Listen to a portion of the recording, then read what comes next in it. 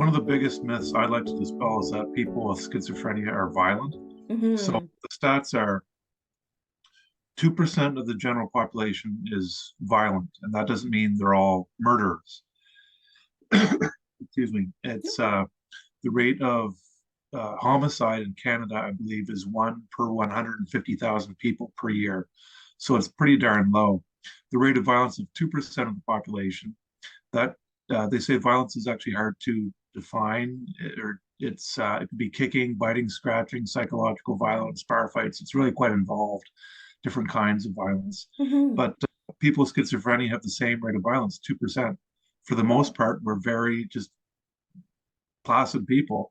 And the British Columbia Schizophrenia Society says that for people who have untreated schizophrenia, the rate of violence can be higher than that 2%. And I'm trying to find out what that rate of violence is. Is it 3%, 5%, 10%? I really don't know. I'm trying to find that out.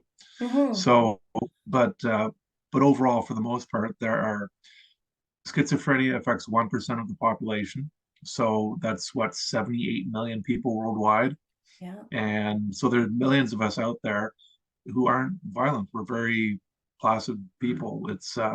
We are, I think the stats are we're at a rate of, we're more likely to be victims of violence because we're sick, we can't fight back as much, sort of thing, or we're targets.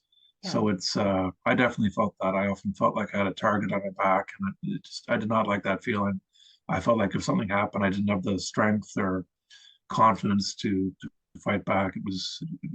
I didn't like that. Even though I'm 6'4" and over 200 pounds, I felt very, very, very, Vulnerable. very vulnerable.